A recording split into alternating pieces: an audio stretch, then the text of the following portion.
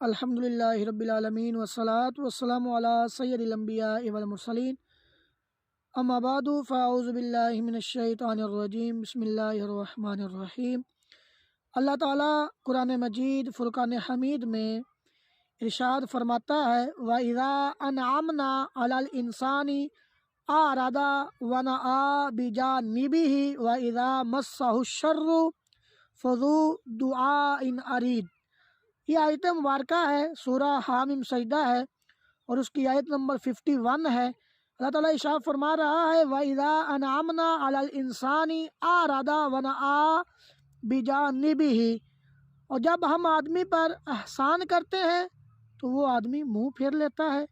آگے ارشاد فرمایا وَإِذَا مَسَّهُ الشَّرُّ فَذُو دُعَاءٍ عَرِيضٍ، اور اپنی طرف دور ہٹ جاتا ہے، اور جب اسے تکلیف پہنچتی ہے تو پھر لمبی لمبی چوڑی چوڑی دعائیں کرنا شروع کر دیتا ہے۔ اب یہ آیت مبارکہ ہے، اللہ تعالیٰ اس آیت مبارکہ میں کفار کے کبھی افعال بیان فرما رہا ہے۔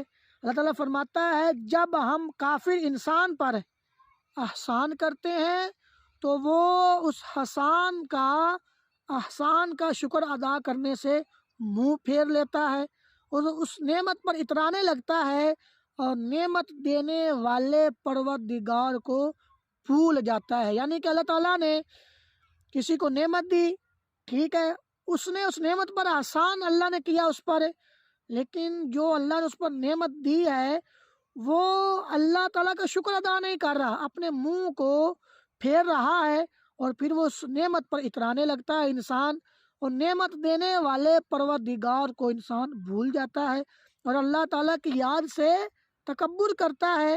جب اسے کسی قسم کی پریشانی، بیماری یا ناداری وغیرہ کی تکلیف پیش آتی ہے تو اس وقت وہ خوب لمبی چوڑی دعائیں کرتا ہے، روتا ہے، گر گراتا ہے اور لگاتار دعائیں مانگتا رہتا ہے۔ تو میرے بھائیوں، یہ آیت مبارکہ تھی جس کا میں نے خلاصہ آپ کو عرض کیا ہے۔ کافر کی اس طرح کی حالت کو بیان کرتے ہوئے اللہ تعالیٰ نے ایک اور مقام پر ارشاد فرمایا ہے وَإِذَا أَنْعَمْنَا عَلَى الْإِنسَانِ أَعْرَضَ وَنَأَىٰ بِجَانِبِهِ وَإِذَا مَسَّهُ الشَّرُّ كَانَ يَئُوسًا، اور جب ہم انسان پر احسان کرتے ہیں تو وہ منہ پھیر لیتا ہے اور اپنی طرف سے دور ہٹ جاتا ہے، جب اسے برائی پہنچتی ہے تو وہ انسان مایوس ہو جاتا ہے۔ اب اس سے معلوم ہوا کہ راحت کے دنوں میں اللہ تعالیٰ کو بھول جانا اور صرف مصیبت کے ایام میں دعا کرنا یہ کفار کا طریقہ ہے۔ تو ہم بھی ایسا کرتے ہیں، جب ہمیں سکون ملتا ہے، راحت ملتی ہے، اطمینان ملتا ہے تو ہم اللہ کو بھول جاتے ہیں۔ جب کوئی مصیبت ہمارے اوپر آ جاتی ہے، مصیبت کے ایام آ جاتے ہیں، مصیبت کے دن آ جاتے ہیں، تو پھر ہم کیا کرتے ہیں، رب کی بارگاہ میں دعا کرنا شروع کر دیتے ہیں۔ تو یہ اس طرح کرنا یہ کفار کا طریقہ ہے، کافروں کا طریقہ ہے، اور یہ اللہ تعالیٰ کو بہت ہی ناپسندیدہ فعل ہے، اور یہ طریقہ اللہ کو پسند نہیں ہے، کیونکہ یہاں دعا مانگنے پر عتاب نہیں کیا گیا بلکہ راحت میں دعا نہ مانگنے پر عتاب کیا گیا ہے۔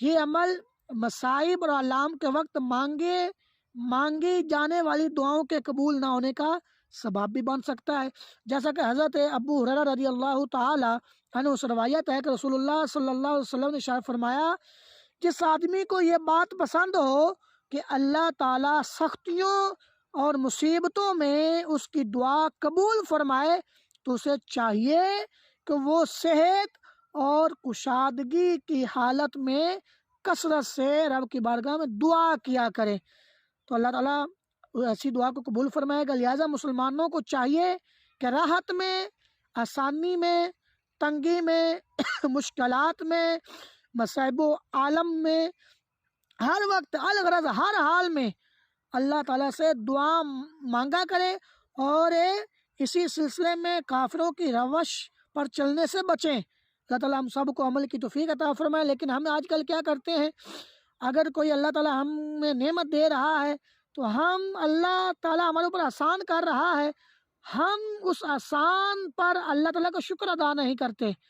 جب کوئی مصیبت آتی ہے پھر ہم کیا کرتے ہیں، دعائیں کرنا شروع کر دیتے ہیں، پھر تو ہم مطلب پرست ہیں نا، جب ہمیں سکون مل رہا ہے، راحت مل رہی ہے، اللہ نعمتوں سے نواز رہا ہے، تو ان دنوں میں ہم اللہ کو بھول جاتے ہیں، اللہ کو یاد نہیں کرتے۔ جب کوئی مصیبت آ جاتی ہے، مشقت آ جاتی ہے، پھر لمبی لمبی چوڑی چوڑی دعائیں کرنا شروع کر دیتے ہیں، تو یہ ہمارے اندر بیماری پائی جا رہی ہے۔ حالانکہ ایسا نہیں کرنا چاہیے۔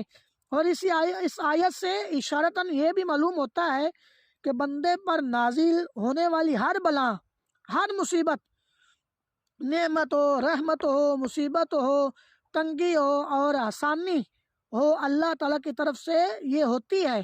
تو اگر بندہ مصائب و عالم، مشکلات، تنگیوں، سختیوں اور آسانیوں وغیرہ کا سامنا تسلیم و رضا، صبر و استقلال اور اللہ تعالیٰ کا شکر ادا کرتے ہوئے کرے، تو وہ ہدایت پانے والا اور اللہ تعالیٰ کا مقرب بندہ بن جاتا ہے۔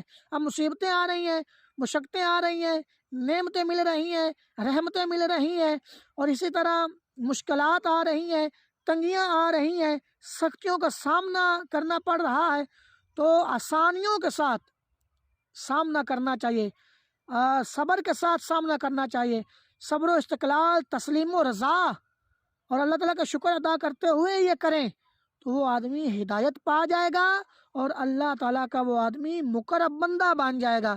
اور ان کا سامنا کفر کے ساتھ کرے گا انسان، اور مصیبتوں وغیرہ میں شکوہ شکایت کرنا شروع کر دے گا۔ تو یہ بھی ہمارے ہاں ایسا بہت ہوتا ہے، اگر کوئی مصیبت آ جائے، مشقت آ جائے، تو ہم ہر کسی کو بتا رہے ہوتے ہیں اور کہہ رہے ہوتے ہیں میرے اوپر یہ مصیبت آ گئی، شکوہ شکایت کر رہا ہوتا ہے۔ تو ایسا آدمی اگر کرے گا، تو پھر ایسا آدمی کے ساتھ کیا عالم ہوگا؟ شکوہ یا شکایت کرنا شروع کر دے لوگوں کو سامنے، اور وہ بدبخت اور گمراہ اور اللہ تعالیٰ کی رحمت سے دور ہو جاتا ہے۔ تو ہم نے کیا کرنا ہے؟ اگر مصیبت آئے، مشقت آئے، ہم نے اس کا آسانی کے ساتھ سامنا کرنا ہے۔ اگر تو ہم آسانی کے ساتھ سامنا کرنے والے بن جائیں گے، تو اللہ تعالیٰ ہماری بخشش بھی فرما دے گا، اور اللہ تعالیٰ اپنا ہمیں برگزیدہ اور محبوب بندہ بنا لے گا۔ تو ہمیں ہر حال میں اللہ تعالیٰ کا شکر ادا کرنا چاہیے، صبر و تحمل کے ساتھ اس دن کو گزارنا چاہیے۔